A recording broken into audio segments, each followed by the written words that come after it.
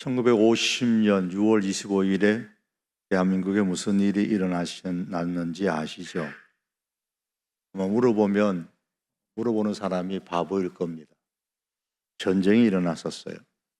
6.25 전쟁으로 나라가 온통 파괴되었습니다.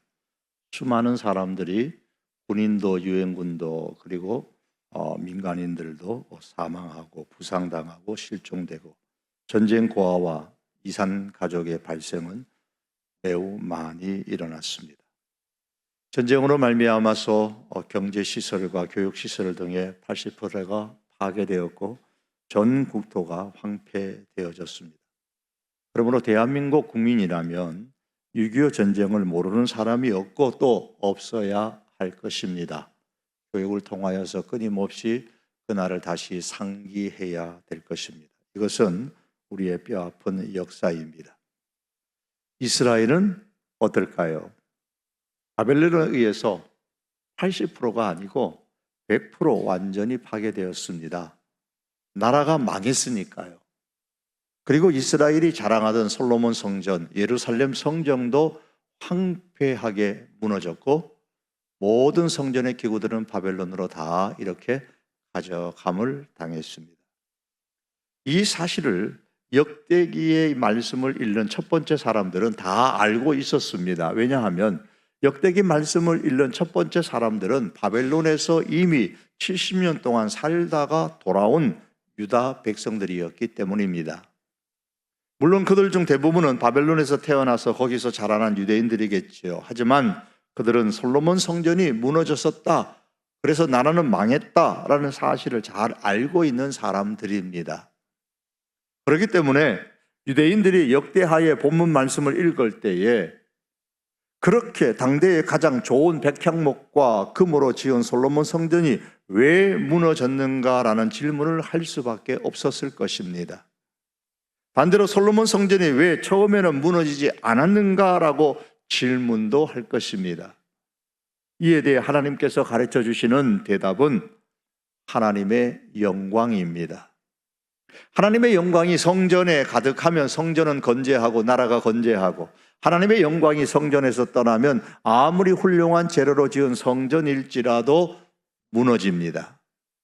그러므로 성전의 진정한 가치는 성전을 지은 재료나 성전의 규모에 있는 것이 아니라 하나님의 영광이 그 성전에 있느냐 없느냐에 있습니다. 하나님께서 역대기 말씀에 솔로몬의 성전을 소개하는 이유는 바로 이것 때문입니다. 솔로몬 성전이 완성되었을 때에 성전에서 무슨 일이 일어났습니까? 오늘 14절 말씀입니다. 제사장들이 그 구름으로 말미암아 능히 서서 섬기지 못하였으니 이는 여호와의 영광이 하나님의 전에 가득함이었더라. 하나님께서는 솔로몬 성전이 완성되었을 때에 하나님의 영광이 가득하였다라는 이 사실을 말씀하시면서 바벨론에서 돌아온 유다 백성의 삶이 하나님의 영광이 가득한 삶이 되기를 원하셨던 겁니다. 유다 백성을 향한 하나님의 마음은 오늘날 우리들에게도 동일합니다. 하나님은 언제나 우리가 수고하여 세운 우리의 삶, 우리가 쌓아놓은 인생에 머물지 않고 우리가 세우고 쌓아놓은 인생 가운데 하나님의 영광이 가득하기를 원하십니다. 왜 하나님께서 우리들을 향해 이런 기대를 하실까요? 그 이유는 솔로몬 성전만이 아니라 오늘날 예수님을 믿는 성도 역시 성령의 전, 하나님의 성전이기 때문입니다. 성경은 말씀합니다. 너희 몸은 너희가 하나님께로부터 받은 바 너희 가운데 계신 성령의 전인 줄을 알지 못하느냐. 솔로몬 성전의 가치가 어디에 있다고 했습니까? 하나님의 영광에 있었습니다. 마찬가지로 하나님의 성전인 우리 성도의 가치는 어디에 있느냐? 우리의 직분이나 우리의 신분이나 풍부한 부와 지식이나 혹은 심지어 열정적인 수고나 우리의 뛰어난 탁월한 훌륭한 어떤 스펙이나 그런 곳에 성도의 가치가 있는 것이 아닙니다. 하나님의 영광에 성도의 진정한 가치가 있습니다. 만일 하나님의 성전인 우리 성도에게 하나님의 영광이 가득하지 않는다면, 즉 하나님의 영광이 떠나버린다면 성도로서의 삶의 가치는 없는 겁니다. 다시 말해서 그 인생은 무너질 것이고 삶은 허비하는 것이 됩니다. 삶의 마지막 순간에 헛살았다라고 말하게 될 것입니다. 그러므로 가장 가치 있는 성도의 삶은 하나님의 영광이 가득한 삶입니다.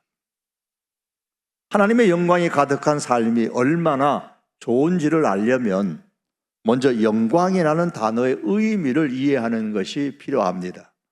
영광이라는 히브리어 단어 카보드라는 단어인데 그 기본적인 의미는 무겁다입니다. 우리는 무겁다 그러면 그 이미지가 이 종이 참 무겁네, 이 강대상이 무겁네 라는 무게를 먼저 생각합니다만 히브리적 사고방식에 의하면 무겁다 그러면 존귀하다, 풍성하다, 빛난다, 능력이 있다 등등의 의미를 담고 있습니다. 그러므로 하나님의 영광이 가득한 삶이라는 것은 하나님의 존귀함과 하나님의 풍성과 하나님의 빛남과 하나님의 능력이 가득한 삶이라는 말입니다. 내 삶이 하나님의 존귀함으로 가득하게 될 때에 내 인생은 어떻게 될까요? 나의 스펙이나 나의 어떤 신분이나 이 모든 것과 상관없이 나의 인생 역시 존귀하게 됩니다. 내 삶이 하나님의 풍성함으로 가득하게 될 때에 우리의 인생은 풍성하게 됩니다. 우리의 삶이 하나님의 빛남으로 가득하게 된다면 우리의 인생은 빛을 발하게 됩니다. 다시 마치 태양빛을 받은 달이 어두운 밤에 빛을 발하는 것처럼 말입니다. 우리의 삶이 하나님의 능력으로 가득하게 될 때에 우리의 인생은 우리의 능력의 한계를 뛰어넘을 수 있습니다. 우리의 한계를 뛰어넘는 일들이 우리의 삶에서 펼쳐지는 것을 경험하게 될 것입니다. 그러므로 하나님의 영광이 성도인, 성전인 우리 성도의 삶에 가득하게 된다는 것은 하나님을 경험하는 삶을 살 수 있다는 말입니다. 다시 말하면 하나님의 그 존귀함과 하나님의 풍성함과 하나님의 그 빛남과 하나님의 능력을 우리의 삶에서 경험할 수 있습니다.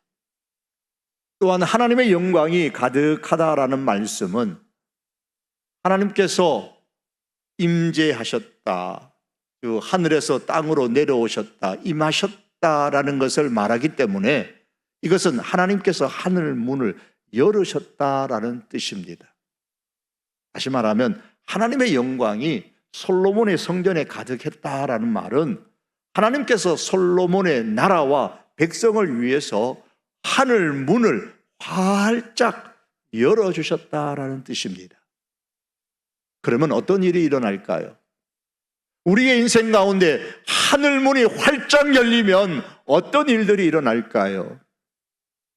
성경에 야곱이라는 사람이 있는데 그가 분노에 찬 형 에서의 칼날을 피해서 외국으로 도망갈 때에 얼마나 그 마음이 찹찹하고 무섭고 답답했는지 모릅니다. 광야에서 돌을 베개 삼고 잠을 자는데 꿈에서 사닥다리가 보였습니다. 하늘 끝에서 땅까지 연결되어져 있고 그 사닥다리 위아래로 천사가, 하나님의 사자가 올라갔다 내려갔다 하는 것을 보았습니다. 그때에 하늘 위에서 야곱에게 하나님께서 세 가지의 약속의 음성을 주셨습니다. 그 하나는 내가 누워있는 땅을 너와 내 자손에게 주겠다. 두 번째는 너와 내 자손으로 말미암아 땅의 모든 족속이 복을 받으리라. 셋째는 내가 어디로 가든지 너를 지키며 너를 떠나지 아니하겠다. 이 세 가지입니다. 이 말을 듣고 야곱이 깜짝 놀라서 깨어났습니다. 그리고 이렇게 말했습니다. 하늘의 문이로다. 하늘 문이 열렸다라는 말입니다. 하나님께서 야곱에게 하늘 문을 열어주셨을 때에 야곱의 삶이 완전히 바뀌어졌습니다. 형의 분노를 피해서 도망가는 중에 있었기에 두려움과 불안 속에 있었고 집을 떠나기는 생전 처음이기 때문에 걱정이 태산 같았는데 하늘 문이 열림으로 두려움의 자리가 희망의 자리로 바뀌어졌습니다. 하늘 문이 열리는 이 경험을 한 야곱은 이제 미래에 대한 확신이 생겼습니다. 하나님께서 함께 하시고 지켜주시기에 자신의 삶이 이후로 안전할 것이다라는 확신이 생겼습니다. 또한 사도행전 7장에 보면 스데반 지사님이 돌에 맞아 죽는 순간에 하늘이 열리고 인자가 하나님 보좌 우편에 서신 것을 보았다고 했습니다. 하나님께서 스데반에게 하늘 문을 열어주셨습니다.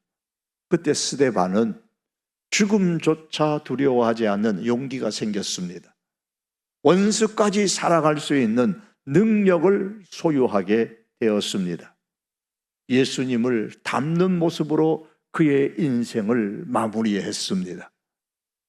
18세기 미국 대각성 운동의 선봉장이었던 요나단 에드워즈는 하나님의 영광이 임하면, 하늘의 문이 열리면 그 사람의 삶 전체가 새롭게 변화된다고 말했습니다. 그리고 종교개혁자인 마틴 루터는 오직 믿음으로 의롭게 되는 이 복음을 깨닫게 되었을 때에 하늘 문이 내 앞에 열렸다라고 외쳤습니다. 하나님께서 하늘 문을 우리에게 열어주실 때에 우리의 삶이 변합니다. 미래에 대한 확신이 생깁니다. 어떤 사람에게는 죽음도 이길 수 있는 믿음의 용기가 생기고, 어떤 사람에게는 원수까지 사랑할 수 있는 능력이 생깁니다. 어떤 사람에게는 복음을 깊이 깨닫는 은혜로 말미암아 인생이 바뀝니다. 그리고 하나님께서 하늘문을 열어주실 때에 하나님의 은혜가 충만하게 흘러나옵니다. 솔로몬의 성전에 하나님의 영광이 가득했다라는 이 말씀은 솔로몬의 나라와 백성을 위해 하나님께서 이와 같은 목적을 위하여 하늘 문을 열어주셨다라는 말입니다. 사랑하는 성도 여러분, 예수님으로 말미암아 성정된 성도인 저와 여러분의 인생 가운데도 이렇게 하나님의 영광이 가득하여 하늘 문이 열린다면 얼마나 좋겠습니까? 하나님께서 우리를 위해 우리의 인생 가운데 하늘 문을 열어주시는 그런 복을 경험할 수 있기를 바랍니다. 그래서 삶이 변하고 미래에 대한 확신이 생기고 믿음의 용기가 생기고 사랑의 능력을 소유하고 누구에게는 담대하게 사명의 길을 걸어가고 또한 어떤 사람에게는 역경 속에서도 승리하고 은혜가 흘러 넘치기를 바랍니다. 그런데 여러분, 언제 이 하나님의 영광이 가득하게 될까요? 서두에 말씀드린 것처럼 솔로몬의 성전은 후일에 하나님의 영광이 떠나게 되었고 결국 그로 말미암아 나라가 망하고 성전은 파괴되었다고 했습니다. 그러므로 한순간이 아니라 항상 하나님의 영광이 가득한 것이 중요한데 언제 하나님의 영광이 가득하게 되느냐라는 문제입니다. 역대하 5장은 우리에게 그 비결을 두 가지를 말씀하시는데요, 그 중에 하나가 오늘 1절 말씀에 답이 있습니다. 5장 1절 말씀을 보시겠습니다. 제가 읽습니다. 여호와의 전을 위하여 만드는 모든 일을 마친지라. 이에 솔로몬이 그의 아버지 다윗이 드린 은과 금과 모든 기구를 가져다가 하나님의 전 곳간에 두었더라. 아버지 다윗이 성전 건축을 위해 많이 준비해 두었습니다. 그러다 보니까 성전 건축을 다 하고도 남았습니다. 그러면 아버지가 준비해 놓은 것이니까 그 남은 것은 아들인 솔로몬이 가져가서 개인적인 용도로 사용하면 안 될까요? 그 남은 것이 천한 것이 아니고 가치 없는 것이 아니고 은과 금인데 말입니다. 요즘 같으면 얼마나 비싸겠습니까? 가치가 대단하겠죠. 준비한 아버지는 이미 돌아가시고 안 계시고 나는 왕으로서 존재하고 있으니 그걸 내가 가지고 가서 쓴다고 한들 그 누가, 그 어떤 백성이, 그 어떤 신하가 뭐라고 하겠습니까? 하지만 솔로몬은 남은 은과 금 등을 가져가서 개인 용도로 사용하지 않고 하나님의 전 곳간에 두었다라고 말씀합니다. 하나님의 전 곳간에 두었다라는 말씀은 하나님의 목적으로 사용하기 위해 따로 구별해 두었다라는 말입니다. 솔로몬이 왜 그렇게 했을까요? 이미 그의 아버지 다윗이 하나님께 드린, 하나님께 바친 것이기 때문입니다. 사람이 사용하는 것도 하나님의 목적을 위하여 하나님께 드려졌을 때는 그것은 거룩한 것이 됩니다. 성경은 성물이라 그렇게 말합니다. 사람들이 번제단에 가져온 짐승이 있잖아요. 소, 양, 염소, 비둘기. 한번 생각해 보십시오. 평소에는 집에서 평범하게 기르던 가축이었습니다. 때로는 때리기도 하고 귀엽다고 쓰다듬기도 하고 끌고 가기도 하고 그런 가축인데 일단 하나님의 번제단에 사용하기 위하여 가져왔을 때에는 성물이 되어 구별되고 거룩하게 사용됩니다. 우리가 드리는 돈이 때로는 물건을 사고 자녀들을 기르고 사업하는 사업 자금 등으로 사용이 되잖아요. 그러나 일단 하나님의 일을 위하여 하나님께 드린 헌금이 될 때에는 구별되어 거룩하게 되는 것입니다.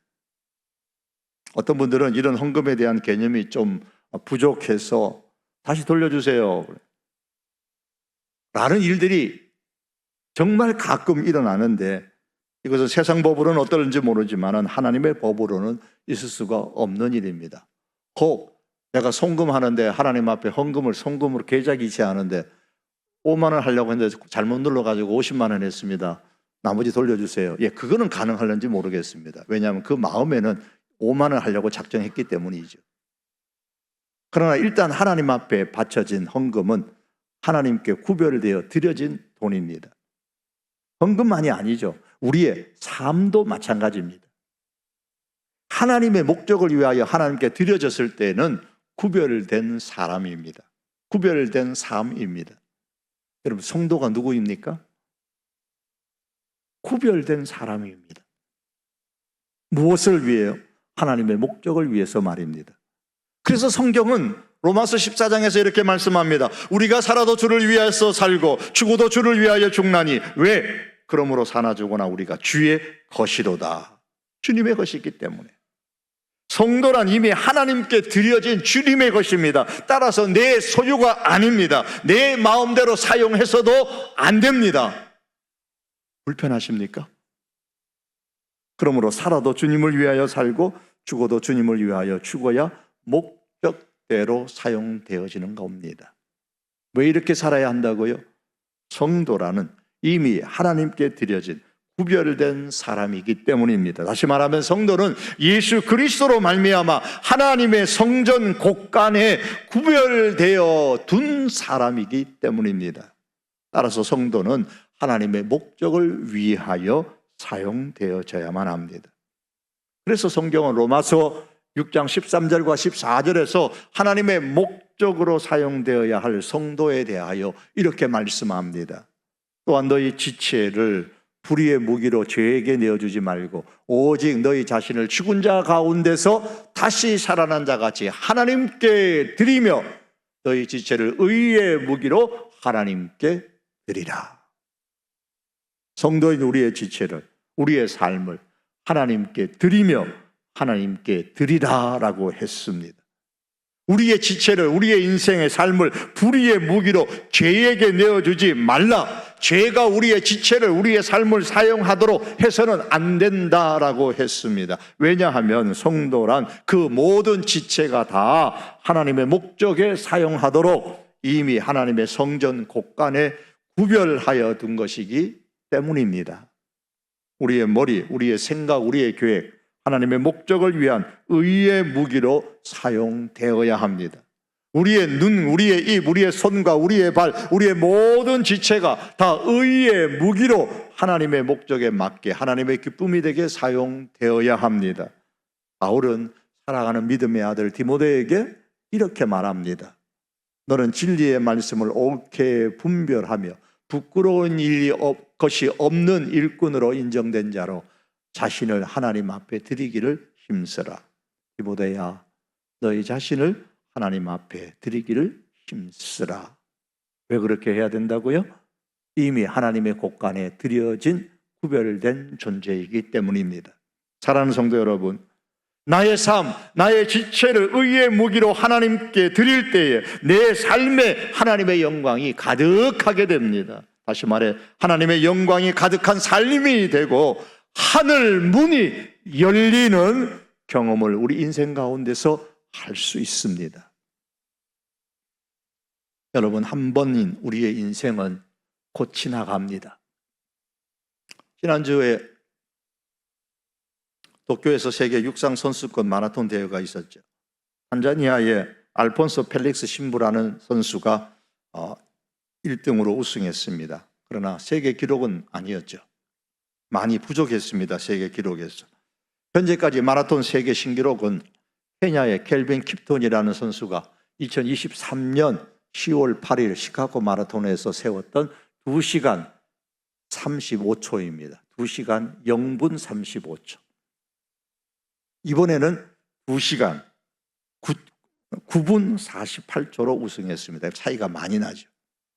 그런데 이 세계 신기록을 세웠던 켈빈 킵톤이 경이로운 기록을 세운 이후에 이렇게 말했다고 합니다. 내가 언젠가는 세계 신기록을 세울 것이라는 자신이 있었지만 이렇게 빨리 신기록을 세울 줄은 몰랐다. 그러면서 기뻐했습니다. 그런데 그 4개월이 막 지난 24년 2월 11일에 교통사고로 사망하고 말았습니다. 우승하고 난 뒤 4개월 됐습니다. 그럼 이렇게 빨리 자신이 죽게 될 것이라고 꿈에도 생각하지 못했을 것입니다. 그렇습니다. 오직 한 번뿐인 우리의 인생은 곧 지나갑니다. 그리고 지나간 후에는 우리가 한 일은 다 잊혀지게 됩니다. 그러나 하나님의 목적을 위해 우리의 삶이 사용된다면 하나님께서는 기뻐하실 뿐만 아니라 기억하시는, 하나님이 기억하시는 영원한 유산으로 남게 됩니다. 히브리서 6장 10절은 말씀하기를 하나님은 그의 이름을 위하여 나타낸 사랑으로 이미 성도를 섬긴 것과 이제도 섬기고 있는 것을 잊어버리지 아니하시느니라. 하나님은 잊어버리지 않으십니다. 그러므로 하나님의 목적을 위해 사용하고 수고한 것은 결코 헛되지가 않습니다. 고린도전서 성경은 말씀합니다.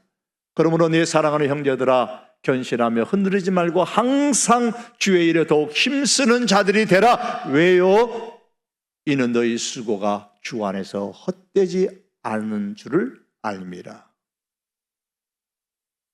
하나님의 목적을 위해 우리의 지체, 우리의 삶을 사용할 때에 우리의 수고는 결코 헛되지 않습니다. 하나님께서 반드시 항상 다 기억하십니다. 그러므로 성도 여러분, 하나님의 목적을 위해 우리의 지체, 우리의 삶을 사용하십시다. 이렇게 사는 것이 우리의 인생 목표가 될 수 있기를 원합니다. 말씀을 맺겠습니다. 솔로몬은 성전 건축을 완성하고 다윗이 남긴 모든 것들을 하나님의 전 곳간에 두었습니다. 하나님의 목적을 위해 따로 사용하기 위해서입니다. 성도인 우리 역시도 예수님으로 말미암아 하나님의 성전입니다. 그리고 하나님의 성전 곳간에 따로 보관되어져 있는 사람들입니다. 왜 그렇습니까? 하나님의 목적을 위해 사용하시기 위해서입니다. 따라서 하나님은 우리에게 물으실 겁니다. 우리가 하나님 앞에 섰을 때 내가 너에게 맡긴 것들로 너는 무엇을 했느냐? 어떤 사람은 이렇게 대답했습니다. 주인이여, 내가 5달란트를 주셨는데 보소서, 내가 또 5달란트를 남겼나이다. 주인이 칭찬을 하죠. 잘하였도다, 착하고 충성된 종아. 또 다른 사람은 이렇게 대답합니다. 주인님의 돈을 땅속에 묻어두었다가 가져왔습니다. 보십시오, 주인님의 돈이 여기 있습니다. 주인은 말합니다. 악하고 게으른 종아, 이 쓸모없는 종을 바깥 어두운 곳에 내쫓으라. 거기서 통곡하며 이를 갈 것이다. 사랑하는 성도 여러분, 성도인 우리는 하나님의 곳간에 들어가 있는 성물, 성도입니다.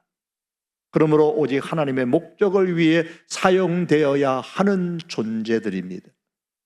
그러므로 성도로서 우리는 내가 너에게 준 것들로 너는 무엇을 했느냐라고 물으시는 그 하나님의 질문에 하나님 내 인생을 가지고 내 지체를 가지고 내 재능을 가지고 이렇게 저렇게 사용했습니다.